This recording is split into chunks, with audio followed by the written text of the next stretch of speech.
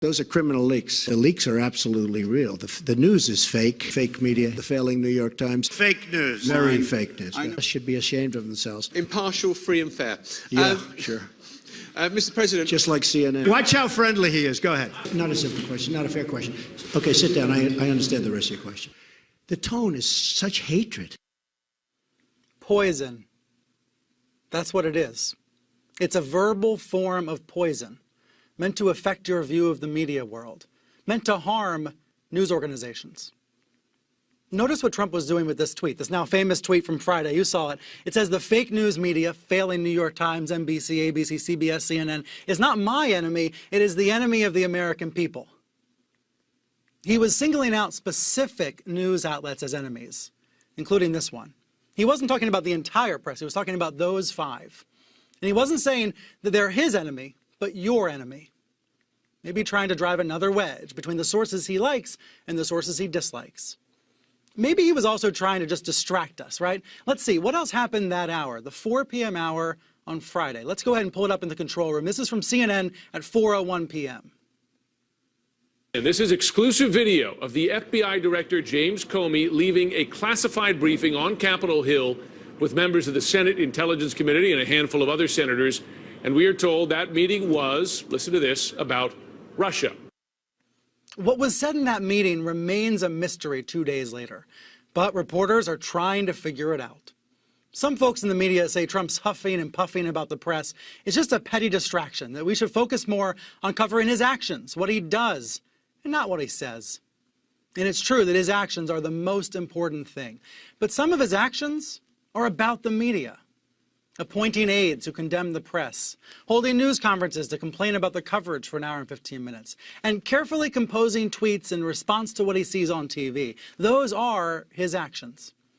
These actions and these words matter. His words inspire many people, but they instill fear in many others.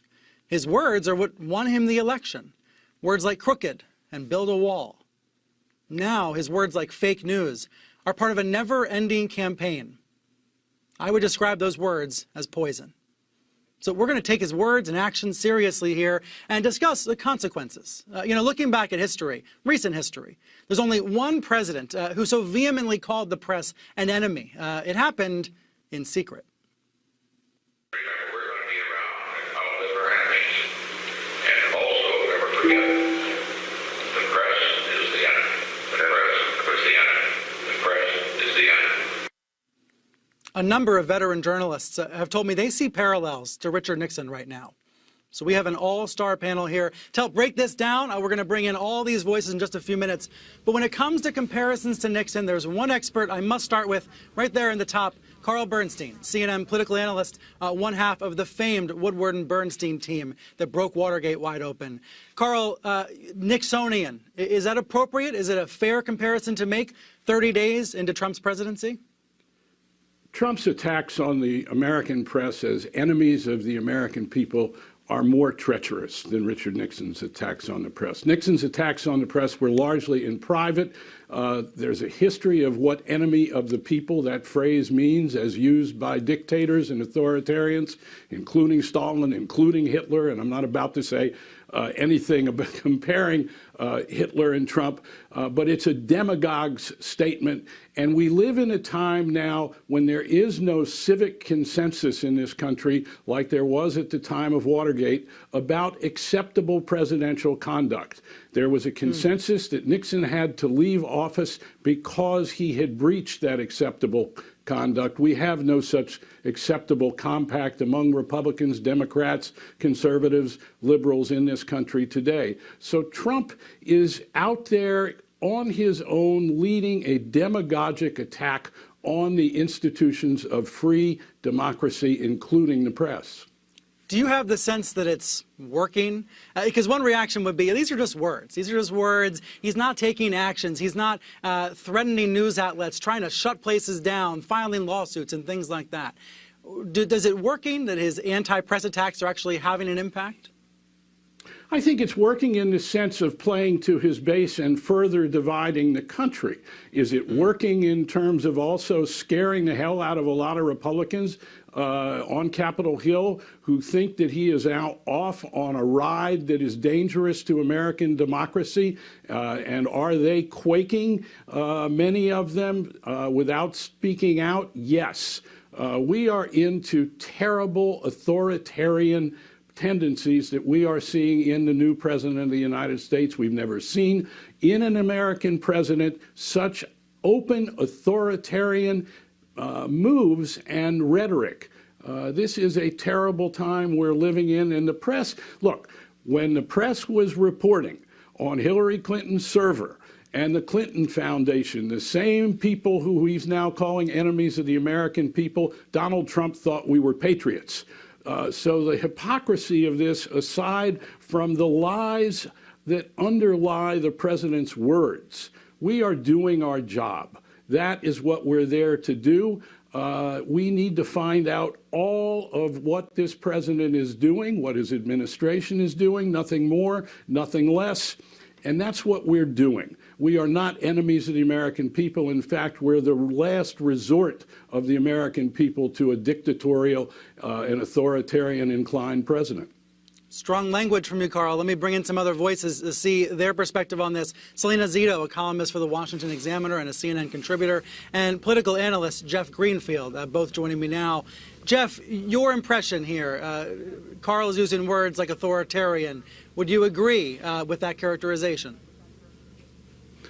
Well, that's certainly the whisper of it. When you use a term like enemy of the people, a lot of people have pointed to totalitarian regimes that use that phrase, whether it was Stalin or whether it was Hitler, and I'm certainly not going there at this point. I would point out where I think we have to keep a sharp eye is whether we go beyond words. Remember, Richard Nixon first sent out Vice President Agnew to attack the media as an unelected elite based on their coverage of the Vietnam War.